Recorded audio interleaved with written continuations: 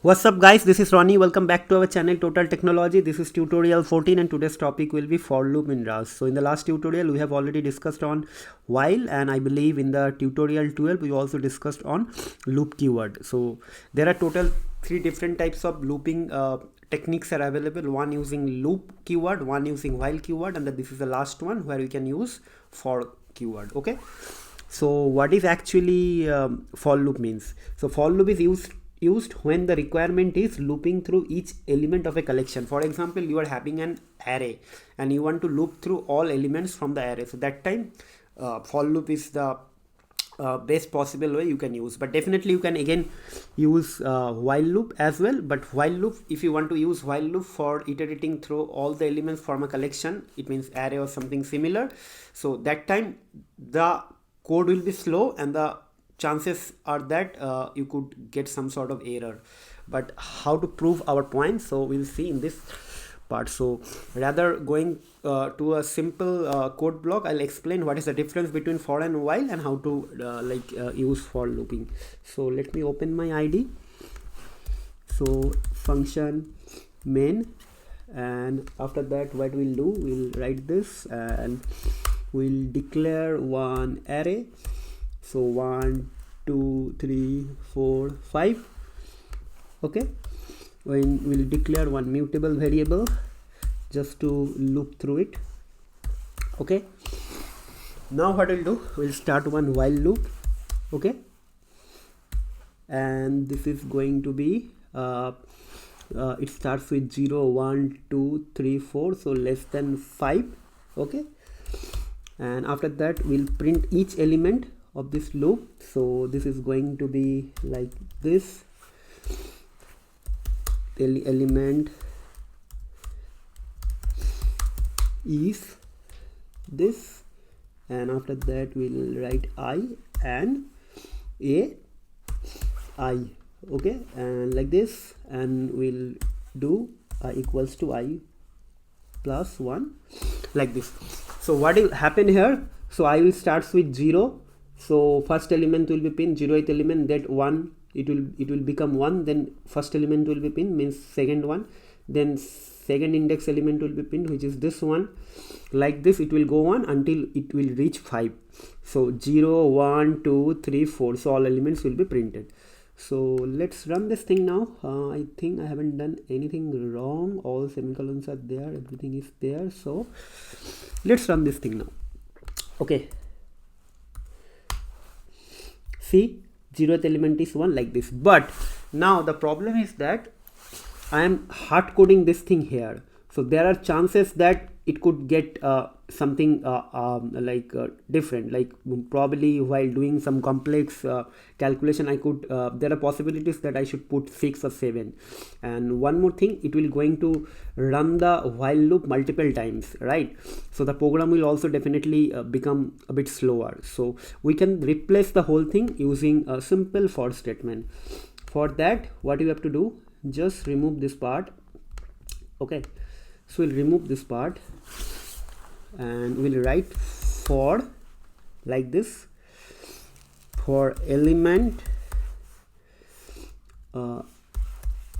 element in a dot this. Okay, and what is going to happen, so here it will going to print the elements here. Okay, it means all elements in the iteration. Iteration means the whole this one. Okay, so it is actually iterable collection, so that is why in Rust we can write like this way. So those are coming from Java, for them it will be more or less similar. And what happened, I just forgot to give the bracket. Okay, so guys, in this way you can declare like for loop. And if you run this thing now, so let me run this thing. See, it's working fine.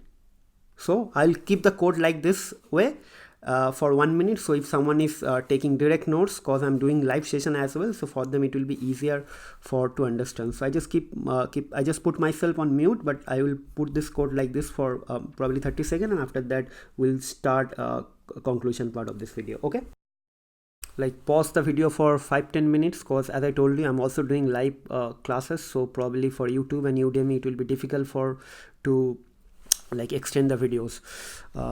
So we have already seen how to like use for loop and what is the difference between for and while. So this is the right time now to close this video. So before closing this tutorial, I would like to just remind you guys, so we have already completed the looping part. So we have seen what is loop keyword, how to use loop keyword, what is while, and how to use while as well. And in this video we have seen how to use for and what is the basic difference between while and for, when to use while and when to use for. So guys, so from the next tutorial onwards, we'll start like some other advanced topics like ownership and all.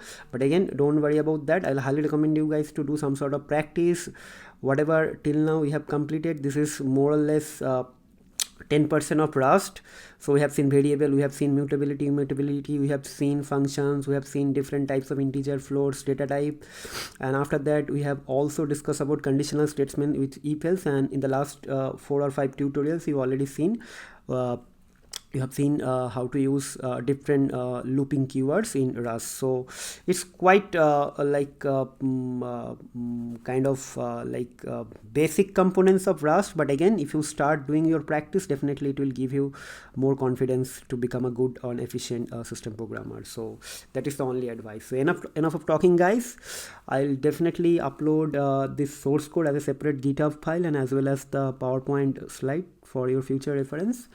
And hopefully I'll try to upload the next video very soon. So that's it, guys. Hope to see in the next video very soon. Till then, take care, goodbye, happy learning. Keep watching our videos, keep subscribing to our channel whenever possible. Try to share our videos, and if you are really enjoying our videos and if you think it is actually making any difference on your career or your learning, please let us know by some sort of comment. And apart from this, if you have any suggestion, complaint, feedback, if you want us to improve our quality in some areas, you also write me. I'll try to incorporate all this thing in my next tutorial. And for the Udemy students, special thanks for all of you. Because of each and everyone those actually subscribe to my course and purchasing this course, this is actually motivating me a lot to create other and good material always. And I'll try to improve my quality in the future videos as well. So that's it, guys. We'll see you in the next video. Till then, take care, goodbye, and keep learning. Happy learning. That's it.